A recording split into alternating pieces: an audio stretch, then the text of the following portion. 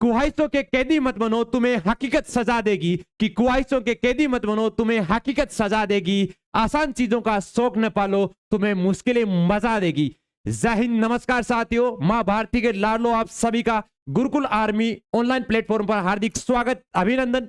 आज का सेशन अति महत्वपूर्ण होगा। जी हाँ दोस्तों, आज का जो सेशन होगा, जी हाँ, अपनी आज की जो ब्रह्मास्त्र सीरीज होगी वो हर परीक्षा में छपने वाले प्रश्न होंगे। जी हाँ, बहुत ही महत्वपूर्ण होगी। अपने सारे दोस्तों को एक बार जोड़ लीजिए। आज की क्लास का बहुत ही बड़ा मजेदार क्वेश्चंस है, बड़े जो छपने वाले क्वेश्चंस है हर एग्जाम में, वो क्वेश्चंस आपके बीच से आपको मिलेंगे। एक बार सेशन को शेयर कर दिए और अपने सारे दोस्तों को जोड़ लीजिए।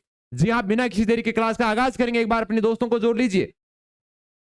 जी बिल्कुल, बिना किसी देरी के क्लास का आगाज करते हैं। आज की क्लास का पहला क्वेश्चन आपकी स्क्रीन पे। जी हाँ, कि राजस्थान उच्च न्यायालय के मुख्य न्यायाधीश कौन है? कि राजस्थान उच्च न्यायालय के मुख्य न्यायाधीश कौन है? ठीक है, ऑप्शन आपके सामने। न्यायाधीश ऑगस्टाइन जॉर्ज मसीह, कमलकांत वर्मा, या जस्टिस एम श्रीवास्तव, या DYV चंद्रचूड़। चार ऑप्शन आपके सामने, छाप दिए एक बार कमेंट सेशन में। बहुत ही महत्वपूर्ण क्वेश्चन। जी हाँ बिल्कुल, छाप दीजिए एक बार क्वेश्चन राइट आंसर। एक बार सेशन को शेयर कर दें। आज का जो सेशन होगा अति महत्वपूर्ण होगा। जी हाँ बिल्कुल, अभी हाल ही में, बिल्कुल आपका राइट आंसर है। जी हाँ, न्यायाधीश ऑगस्टाइन जॉर्ज मसीहा, जिन्हें मसीह को 30 मई 2023 को 30 मई 2023 को 41वें राजस्थान के उच्च न्यायालय के मुख्य न्यायाधीश के रूप में शपथ दिलाई। इतने दिन 40 नंबर थे, ये कितने नंबर के बने? 41वें नंबर के राजस्थान उच्च न्यायालय के मुख्य न्यायाधीश के रूप में शपथ लिए 30 मई 2023 को। ठीक है जी गुरु जी। कमलकांत का संबंध किससे है? इसका भी एक बार अगर किसी को पता है तो एक बार कमेंट सेशन में आंसर जरूर दे कि कमलकांत वर्मा कौन थे। जी हां बिल्कुल, राजस्थान उच्च न्यायालय के पहले मुख्य न्यायाधीश, पहले मुख्य न्यायाधीश, राजस्थान उच्च न्यायालय के पहले मुख्य न्यायाधीश। ठीक है जी गुरु जी। दूसरी बात, DYV चंद्रचूड़ कौन है? DYV जो चंद्रचूड़ है यह कौन है? इसका भी एक बार राइट आंसर जरूर छाप दे, बहुत ही महत्वपूर्ण है। जी हां, आज का सेशन सभी बच्चों के लिए। DYV चंद्रचूड़, अति महत्वपूर्ण क्वेश्चन। जी हां बिल्कुल, छाप दीजिए एक बार राइट आंसर कमेंट सेशन में। देखते हैं सबसे पहले इसका राइट आंसर कौन छापता है। जी बिल्कुल, भारत के सुप्रीम कोर्ट, सुप्रीम कोर्ट के मुख्य न्यायाधीश। किसके? सुप्रीम कोर्ट के मुख्य न्यायाधीश कौन से हैं?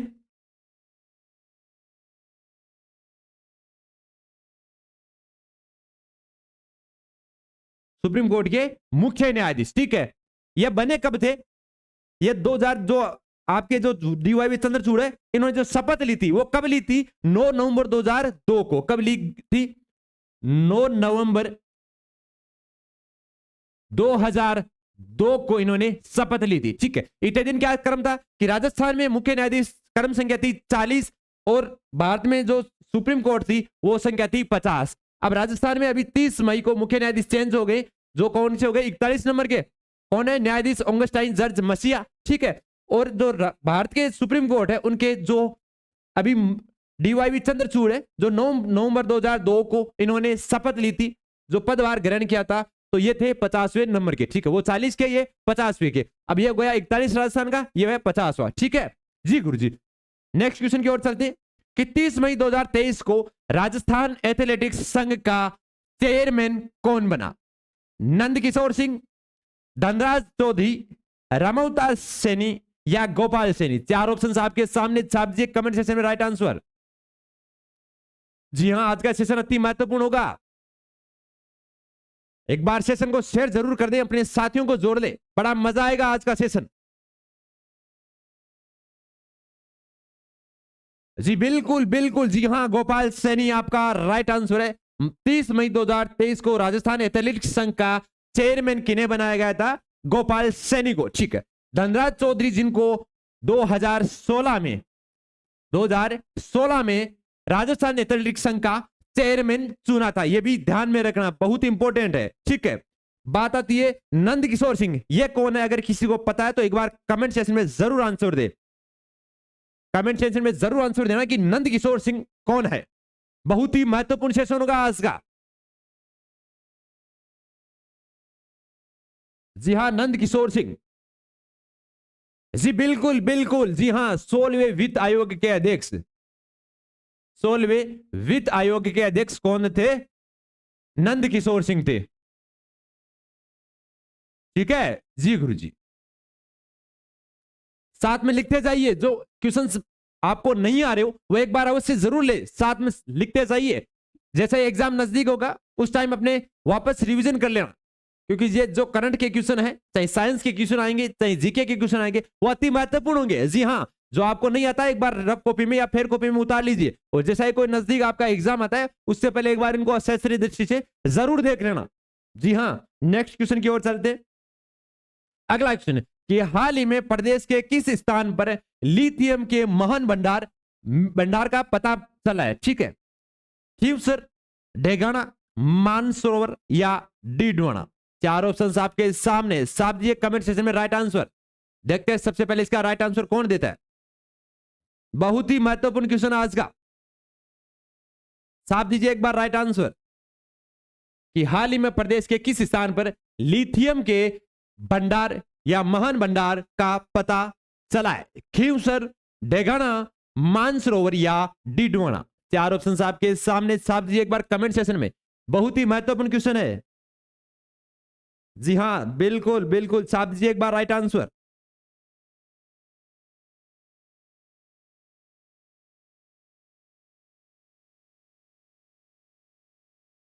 जी बिल्कुल बिल्कुल, जी हां, कहां पे मिला है? डेगाना। और डेगाना कहां है? नागौर में। कहां है? नागौर में पड़ता है डेगाना वहां। और नागौर कहां है? राजस्थान में। डेगाना राजस्थान में हाल ही में प्रदेश के लिथियम के महान भंडार का पता चला। ठीक है, इसके भंडार की जो खोज थी वो खोज किसने की थी? भारतीय भूविज्ञान सर्वेक्षण,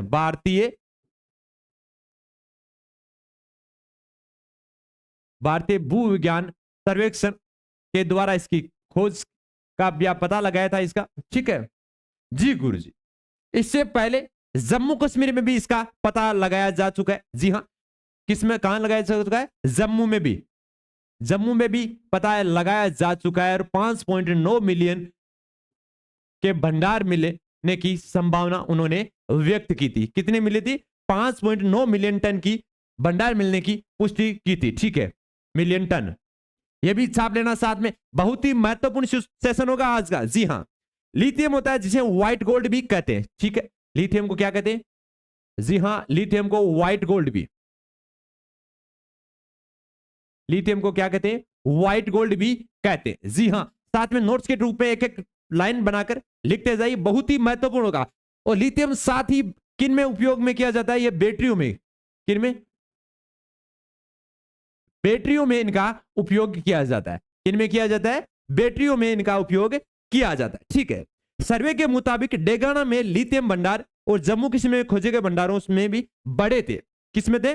जम्मू कश्मीर में खोजे गए भंडारों से भी बड़ा था। ठीक है, ये कितना था? 5.9 मिलियन टन का जो भंडार मिलने की संभावना हुई थी, जो मिले थे जम्मू कश्मीर में, इससे भी बड़ा टन मिलने की संभावना व्यक्त की है डेगाना, नागौर, राजस्थान में। ठीक है, छाप के रखना। ठीक है, लिथियम के भंडारों के लिए से भारत का दुनिया में तीसरा स्थान है। भारत का कौन सा स्थान है? भारत का स्थान तीसरा है गुरुजी। ठीक है, कौन सा स्थान है? तीसरा स्थान है। ठीक है जी गुरुजी, ये याद रखने वाला। ठीक है, इसी के साथ आगे चलते हैं नेक्स्ट क्वेश्चन की ओर कि हाल ही में जारी सीएसई की रिपोर्ट के अनुसार पर्यावरण के मामलों में शीर्ष पर कौन रहा है? बहुत ही महत्वपूर्ण क्वेश्चन, साफ दीजिए एक बार कमेंट सेक्शन में राइट आंसर। देखते हैं इसका सबसे पहले राइट आंसर कौन देता है।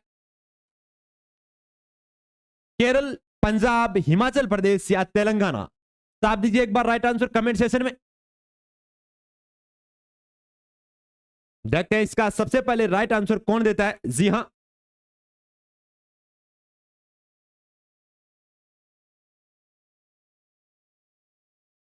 कि हाल ही में जारी सीएसई की रिपोर्ट के अनुसार पर्यावरण के मामलों में शीर्ष पर कौन रहा था? साफ दीजिए एक बार कमेंट सेक्शन में राइट आंसर। जी हां, बिल्कुल बिल्कुल राइट आंसर आपका तेलंगाना। कि हाल ही में जारी सीएस की रिपोर्ट के अनुसार पर्यावरण के मामले में तेलंगाना राज्य सर्वप्रथम शीर्ष पर रहा था, या सर्वप्रथम या शीर्ष पर या अग्रणी राज्य रहा था। ठीक है जी गुरुजी। नेक्स्ट क्वेश्चन की ओर चलते हैं कि अभ्यास एकता, कि अभ्यास एकता के छठे संस्करण की मेजबानी किसने की थी? मालदीव, रूस, जापान या इंग्लैंड? चार ऑप्शंस आपके सामने, साफ दीजिए एक बार कमेंट सेशन में राइट आंसर। बहुत ही महत्वपूर्ण सेशन होगा आज का, आने वाले सभी एग्जाम की दृष्टि से। जी हां, अभ्यास एकता के छठे संस्करण की मेजबानी किसने की थी? बिल्कुल आपका राइट आंसर है, जी हां, मालदीव ने अभ्यास एकता के छठे संस्करण की मेजबानी की थी। ठीक है जी गुरुजी। अगला क्वेश्चन की ओर चलते हैं कि सबसे प्रसिद्ध फड़ किस देवता की होती है? कि सबसे जो प्रसिद्ध फड़ होती है वह किस देवता की होती है? ठीक है, फड़ आप सभी को पता होगा, अगर किसी को नहीं पता है तो जैसे भजन कीर्ति होते हैं वैसे के वैसे ही इनकी फड़ बांची जाती है। जैसे अलग अलग वेशभूषा में इनकी जो गथा गाने वाले हैं वो होते हैं जिन्हें फड़वाचक कहते हैं, जो इनकी कथाओं के पूरा वर्णन करते हैं। ठीक है, माइक लेके सामने पंडाल बैठा रहता है और उसमें इनकी फड़ गाथा गाई जाती है। ठीक है जी गुरु जी। तो सबसे प्रसिद्ध फड़ किस देवता की है? गोगा जी, तेजा जी, पाबू जी या रामदेव जी? साफ दीजिए एक बार कमेंट सेक्शन में राइट आंसर। बहुत ही महत्वपूर्ण क्वेश्चन, राजस्थान पुलिस में एग्जाम में पूछा गया क्वेश्चन है जी। बिल्कुल बिल्कुल, सबसे प्रसिद्ध फड़ किसकी है? पाबू जी की। किनकी है? पाबू जी की सबसे प्रसिद्ध फड़ है, ऊंटों के देवता। ठीक है जी गुरु जी। आगे चलते हैं। बनी ठनी पर भारत सरकार के द्वारा कितने पैसों की डाक टिकट जारी की है? थोड़ा मिस प्रिंटिंग हो चुका, कोई दिक्कत नहीं है।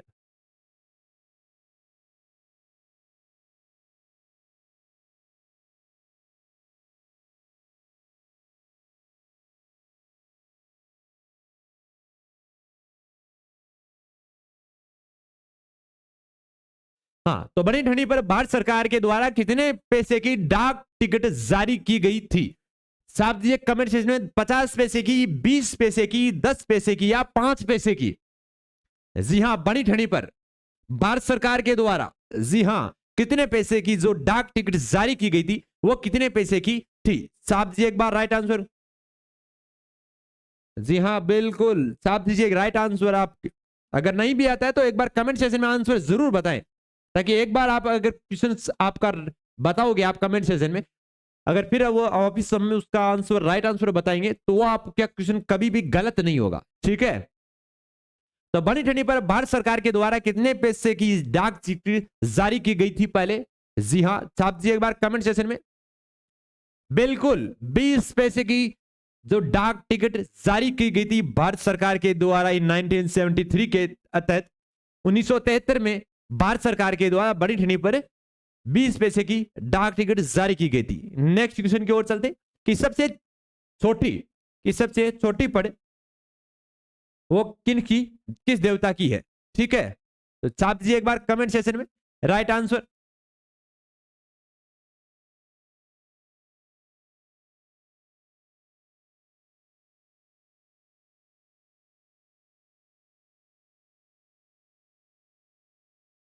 सबसे छोटी पढ़ किस देवता की होती है? ठीक है, प्रसिद्ध पढ़ हमने देख ली पाबू जी की। ठीक है, अब पूछा है सबसे छोटी पढ़ किस देवता की है? देव नारायण जी की, पाबू जी की, तेजा जी की या गोगा जी की? साफ दीजिए एक बार कमेंट सेशन में राइट आंसर। देखते हैं सबसे पहले इसका राइट आंसर कौन देता है। सबसे छोटी पढ़ किस देवता की होती है?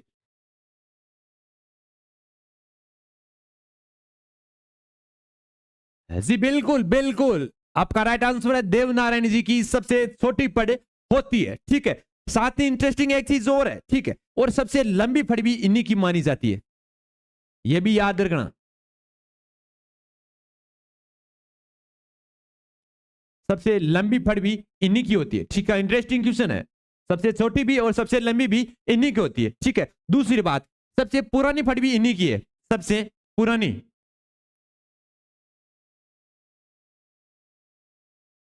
सबसे पुरानी फड़ या प्राचीन फड़?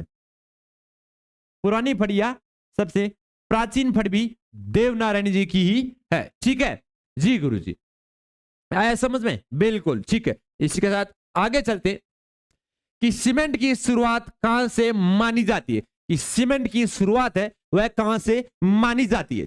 ठीक है, पोर्टलैंड, मुंबई, चेन्नई या राजस्थान? साहब ये कमेंट सेक्शन में अति महत्वपूर्ण। जी हां,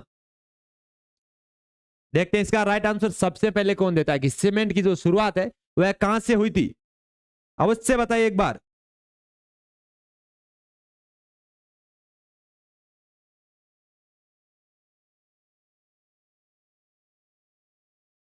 देखते हैं इसका सबसे पहले राइट आंसर कौन देता है। सीमेंट की शुरुआत कहां से मानी जाती है? जी बिल्कुल, कहां से? पोर्टलैंड। पोर्टलैंड कहां है? ब्रिटेन में। कहां पर है? ब्रिटेन में, जहां से सीमेंट की शुरुआत मानी जाती है। ठीक है जी गुरुजी। साथ ही अगर इससे पूछा जाए कि भारत में कहां से हुई थी, तो भारत में सबसे पहले जो सर्वप्रथम हुई थी वो भारत में कहां से हुई थी? भारत में मद्रास से हुई थी। ठीक है, कब हुई थी? 1904 में एक आधुनिक रूप से एक सीमेंट की फैक्ट्री लगी थी, या आधुनिक रूप से सीमेंट का एक कारखाना लगा था। कब लगा था?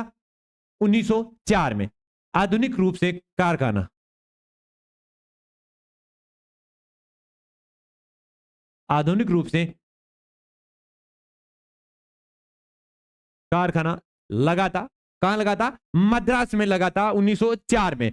वहां से भारत में जो शुरुआत मानी जाती है। ठीक है, राजस्थान में सर्वप्रथम कब हुई थी यह भी बता दीजिए। राजस्थान में सर्वप्रथम, बहुत ही इंटरेस्टिंग, राजस्थान में कहां से हुई थी? राजस्थान में लाखेरी बूंदी।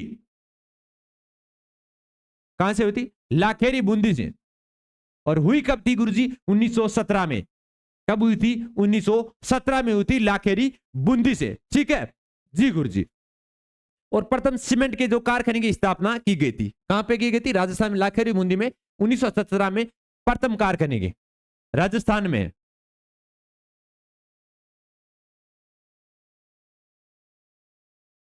प्रथम कारखाने की स्थापना की गई। ठीक है, याद रखना राजस्थान में कहां से हुई थी? लाखेरी बूंदी से 1917 में हुई थी। भारत में सर्वप्रथम 1904 में हुई थी। मद्रास से हुई थी। एक आधुनिक रूप से कारखाने की स्थापना हुई थी। विश्व में सर्वप्रथम पोर्टलैंड ब्रिटेन से हुई थी। ठीक है, दूसरी बात, चीन के बाद भारत संपूर्ण विश्व में दूसरे नंबर का देश है। ठीक है, सीमेंट के उत्पादन में सर्वप्रथम, सीमेंट में प्रथम स्थान कौन रखता है? जी गुरुजी, प्रथम स्थान रखता है चीन। ठीक है, तो दूसरा कौन रखता है? गुरुजी दूसरा रखता है भारत। दूसरा कौन रखता है? भारत रखता है। ठीक है जी गुरुजी। इसी के बाद संपूर्ण भारत में सफेद सीमेंट होती है, जो सफेद सीमेंट, सफेद सीमेंट के लिए कौन सबसे ज्यादा उत्तरदायी होता है? सफेद सीमेंट। जी हां,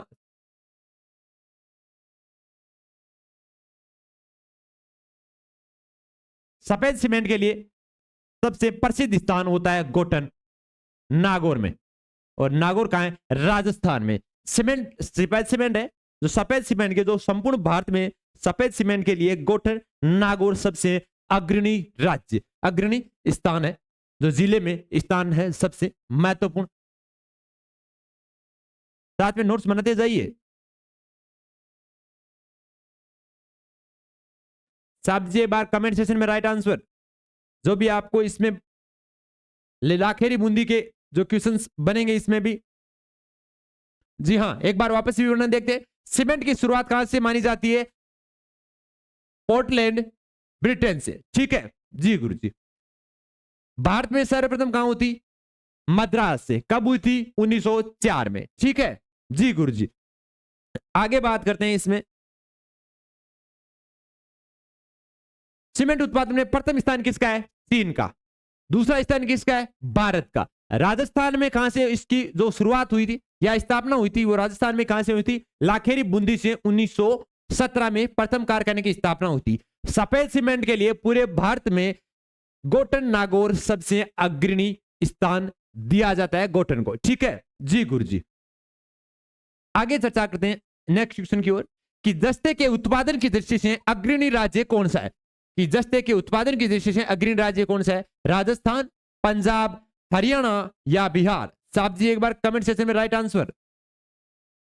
बहुत ही महत्वपूर्ण क्वेश्चन आज का, जस्ते के उत्पादन की दृष्टि से अग्रणी राज्य कौन सा है? साहब दीजिए एक बार कमेंट सेक्शन में राइट आंसर। जी हां, बहुत ही महत्वपूर्ण, बहुत महत्वपूर्ण क्वेश्चन है आज का। साहब दीजिए एक बार, सारे के सारे क्वेश्चन प्रतियोगी परीक्षाओं की दृष्टि से अति महत्वपूर्ण। जी हां, सीसा और जस्ते की, जिसे जुड़वा खनिज भी कहा जाता है, सीसा और, यह भी ध्यान में रखना आप, जस्ता व सीसा, इसको क्या कहते हैं? जुड़वा खनिज।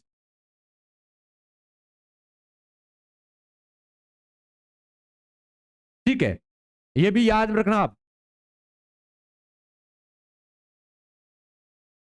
तो जस्ते के उत्पादन की दृष्टि से अग्रणी राज्य कौन सा है? जी गुरुजी ये है राजस्थान, बिल्कुल आपका राइट आंसर है। जी हाँ, सीसा और जस्ते के उत्पादन की दृष्टि से या भंडार की दृष्टि से देश में प्रथम स्थान किसका है? राजस्थान का है। ठीक है, दूसरी बात, भारत में जस्ते का, कहां पे? भारत में, भारत में जस्ते का 92% अकेला राजस्थान उत्पादित करता है। कौन सा? 92% अकेला भारत का राजस्थान भंडार करता है। ठीक है, ठीक है जी गुरु जी। और शीशे की दृष्टि से देखा जाए तो 50% अकेले राजस्थान उत्पादित करता है। ठीक है जी गुरु जी। नेक्स्ट क्वेश्चन की ओर चलते हैं। अगला क्वेश्चन, बॉक्साइट किसका अयस्क है? बॉक्साइट है वो किसका अयस्क है? एल्यूमिनियम, लोहा, तांबा या पीतल? साहब जी एक बार कमेंट सेशन में राइट आंसर देखते हैं। सबसे पहले राइट आंसर कौन देता है?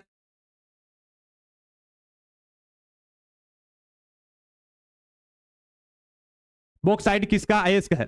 साहब जी एक बार राइट आंसर कमेंट सेशन में।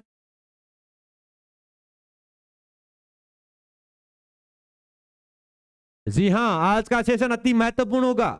और साथ ही आपको यह बता देते हैं, जो बच्चे अभी तक अपनी जीत बेस से नहीं जुड़े, शाम को 6 बजे साइंस की लाइव क्लास और 8 बजे मैथ्स की क्लास आती है, उससे जुड़ना न भूले। बहुत ही महत्वपूर्ण होगी वो आपके लिए आगे वाली सभी एग्जाम की दृष्टि से। जी हां, तो उससे जुड़ना न भूले, जीत बेस से अवश्य जुड़ जाए। जी हां, बॉक्साइट किसका अयस्क है? एल्यूमिनियम, लोहा, तांबा या पीतल? बहुत बार एग्जाम में पूछा गया क्वेश्चन।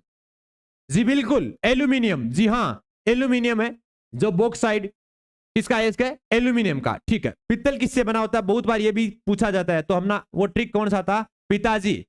कौन सा ट्रिक था? पिताजी। पी से पीतल, ता से तांबा या जस्ता, पिताजी जी से। अगला क्वेश्चन की ओर चलते हैं। भारत में पहला ऊनी उद्योग कहां स्थापित किया गया? खेतड़ी, कानपुर, गोठन या इनमें से कोई नहीं? भारत का पहला ऊनी उद्योग, साहब जी एक बार कमेंट सेशन में राइट आंसर देखते हैं। इसका सबसे पहले राइट आंसर कौन देता है?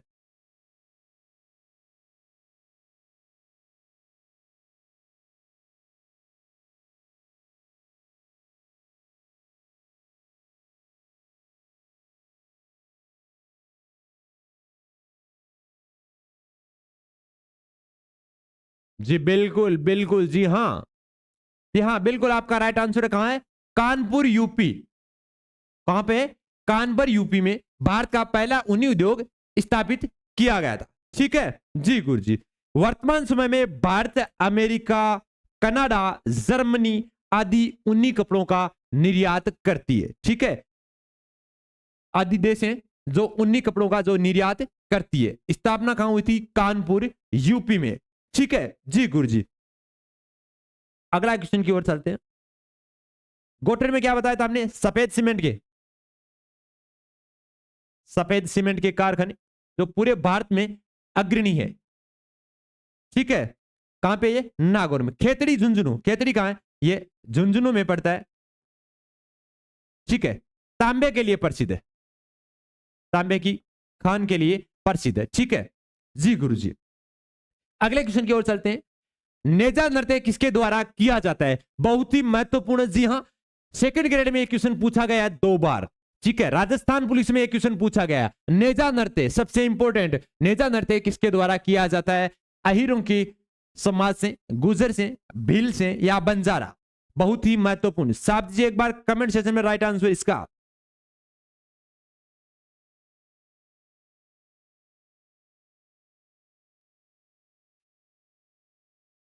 जी हां बिल्कुल, साहब जी एक बार राइट आंसर देखते हैं इसका। सबसे पहले राइट आंसर कौन देता है? बहुत ही महत्वपूर्ण क्वेश्चन आज का।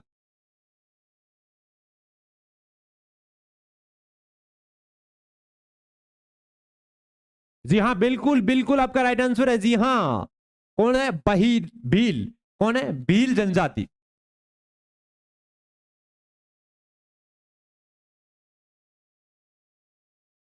भील जाति की युवतियां, या फिर अपन ऐसा भी बोल सकते हैं भील जाति के लड़के व लड़कियां। भील जनजाति या भील जाति के लड़के व लड़कियां ये नृत्य करती है। नेजा नृत्य कौन करती है? भील जाति के लड़के व लड़कियां ये नृत्य करती है। ठीक है जी गुरुजी। अगली बात, करते कब है? ये होली के अवसर पर। कब करते हैं गुरुजी? होली के अवसर पर। होली के अवसर पर करते हैं। ठीक है, इसमें ऐसा भी पूछा जा सकता है कि होली के अवसर पर जो नृत्य किया जाता है वह कौन सा नृत्य होता है? नेचर नृत्य। ऐसा भी पूछ सकता है कि भील जनजाति के द्वारा होली के अवसर पर जो नृत्य किया जाता है वह कौन सा नृत्य होता है? नेजार नृत्य। ठीक है, होली के अवसर पर किया जाने वाला नृत्य नेजार नृत्य। कैसा भी क्वेश्चन पूछ सकता है घुमाकर। ठीक है, दूसरी बात सबसे इंपॉर्टेंट ये भी पूछी जाने वाली है, करते क्यों है? कोई भी काम करते हैं तो करते क्यों है? ठीक है, अपन किसी जॉब की तैयारी करते हैं तो करते क्यों है?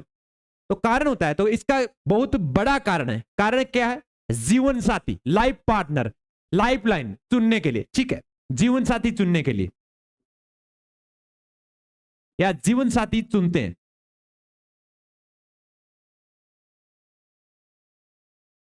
ठीक है, बड़ा इंटरेस्टिंग है। इस लाइन से तो आपको शायद याद रहेगा, बाकी ऊपर वाली से आपको याद रहे ना रहे, इससे जरूर याद रहेगा। ठीक है, जीवन साथी चुनते हैं। इस जो नृत्य होता है, इस नृत्य के में जो होली के अवसर पर होते हैं, और भील जाति जो अपना जनजाति में लड़के व लड़कियां अपना जीवन साथी चुनते हैं। ठीक है जी गुरु जी। आगे और चलते हैं नेक्स्ट क्वेश्चन की ओर, कि त्वरण क्या है? अदिश राशि, सदिश राशि, या दोनों, या परिमेय? साफ दीजिए एक बार कमेंट सेशन में राइट आंसर। बहुत ही महत्वपूर्ण सेशन होगा आज का।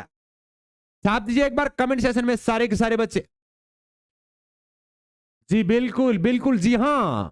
त्वरण क्या होती है? अदिश राशि होती है, और अदिश राशि का मतलब क्या होता है? जिसमें सिर्फ और सिर्फ परिणाम होता है।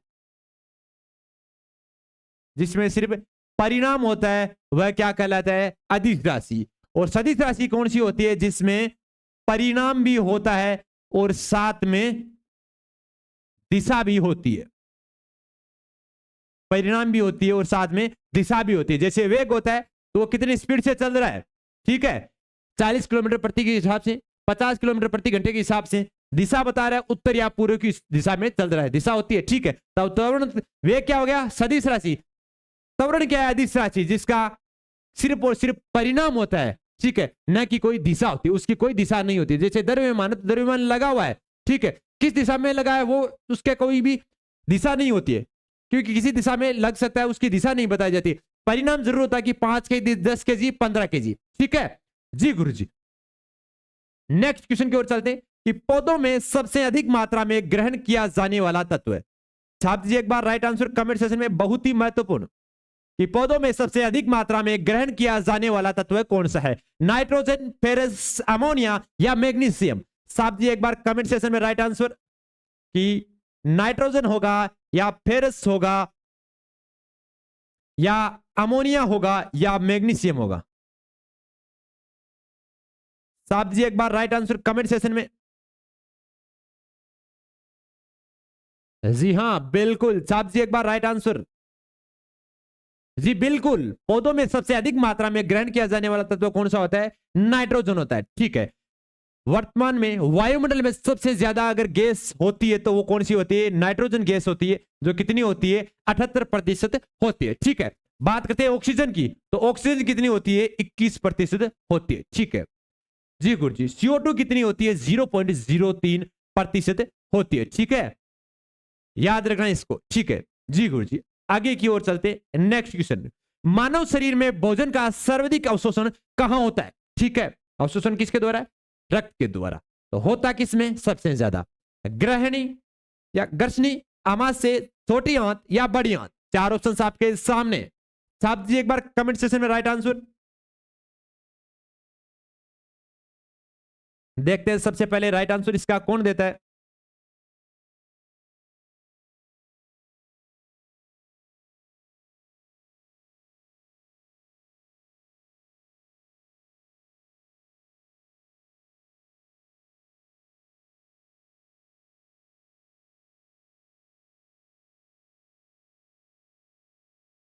छाप दीजिए एक बार राइट आंसर कमेंट सेक्शन में।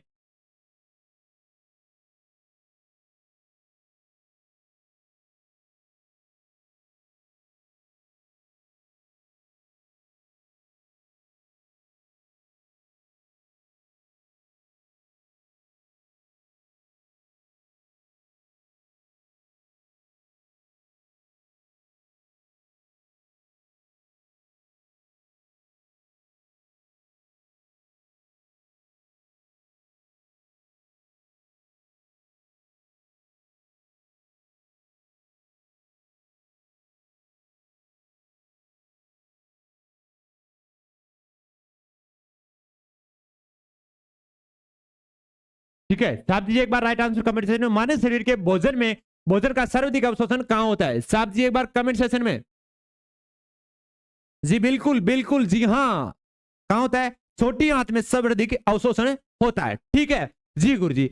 भोजन कहां से शुरू होता है यह भी पूछा जाता है कि मानव शरीर में भोजन सर्वाधिक जो स्टार्ट, पाचन कहां से स्टार्ट हो जाता है? जी पाचन की जो शुरुआत होती है गुरु जी, वो कहां से होती है? मुख गुहा से हो जाती है। ठीक है, जैसे ही मुंह में आया तो मुंह में चबाने का काम होता है, तो वहां से चबाकर स्टार्ट हो जाती है। उसके बाद गर्सनी व गर्सिका यहाँ होती है, जैसे सांस आता है और सांस के साथ ही यहाँ पे खाना, दोनों एक जगह, जहां पे दोनों नलिकाएं एक जगह होती है।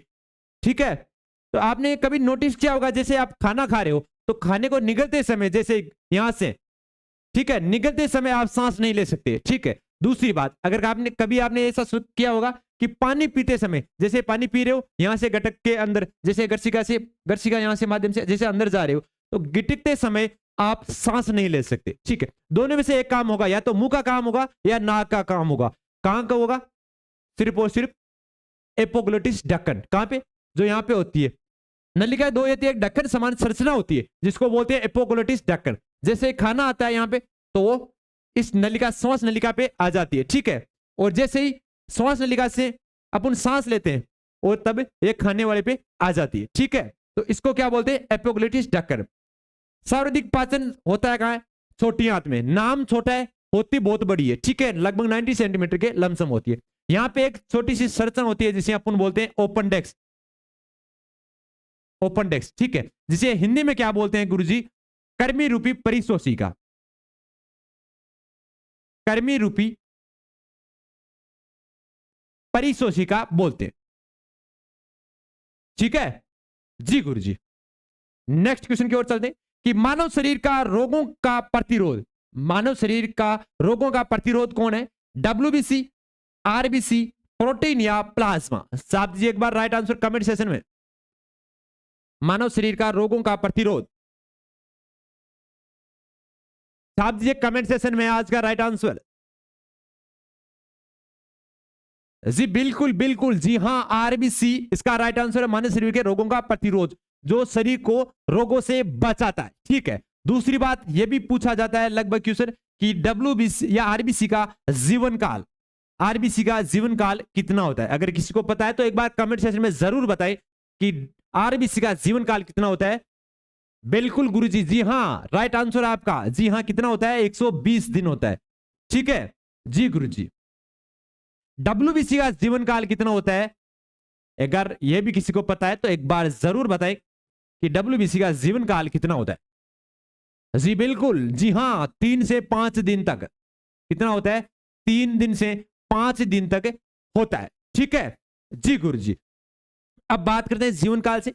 जो आरबीसी है, तो आरबीसी होती कितनी होती है? ये 3.5 मिलियन से 5.5 मिलियन। ठीक है, कितनी होती है ये?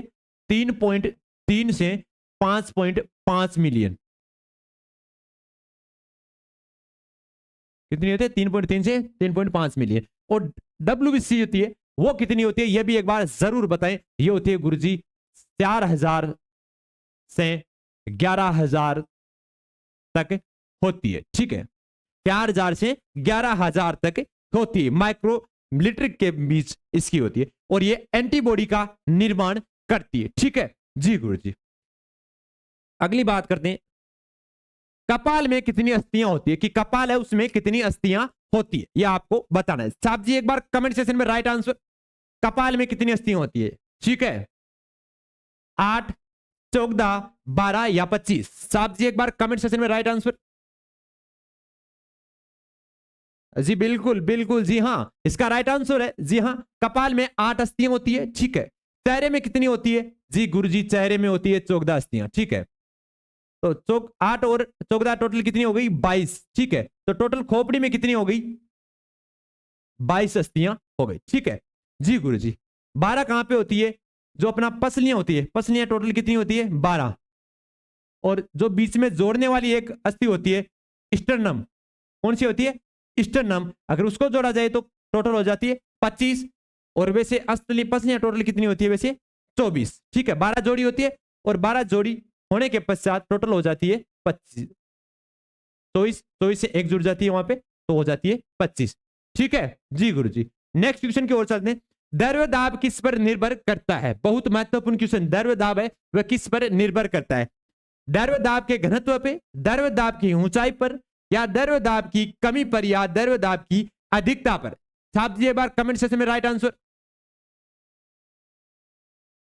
जी हाँ, जी बिल्कुल बिल्कुल, आपका राइट आंसर है द्रव्य दाब की ऊंचाई पर द्रव्य दाब निर्भर करता है, ठीक है जी गुरुजी। नेक्स्ट क्वेश्चन की ओर चलते हैं।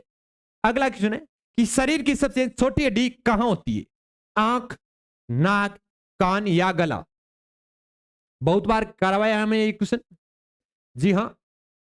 और जो बच्चे आर्मी की तैयारी करें, जिनका अभी फिजिकल आना है, जी हाँ जल्दी इनका फिजिकल, उनके लिए एक बार सभी को जिन्होंने पास कर लिया उनको गुरुकुल आर्मी ऑनलाइन प्लेटफॉर्म पर उनका हार्दिक स्वागत, अभिनंदन करते हैं, उनको ऑल दी बेस्ट कहते हैं। देश की सेवा करने के लिए जो जोश जज्बा है आप में, अपने जो आने वाले सारे जो आपके जो भी दोस्त रिलेटिव उनको भी मोटिवेट कीजिए, जी हाँ। और जिनका आगे फिजिकल है वो अपना जो वीडियो है वो जरूर देख लें, 4 चक्कर 7 फेरे वाला, बहुत इंपॉर्टेंट होगा वो आपके लिए। अगर फिजिकल आपको पास करना है कोई भी एग्जाम का, अगर किसी भी वैकेंसी में आपका फिजिकल है, तो वो 4 चक्कर 7 फेरे वाला वीडियो जरूर देख लें, जी हाँ।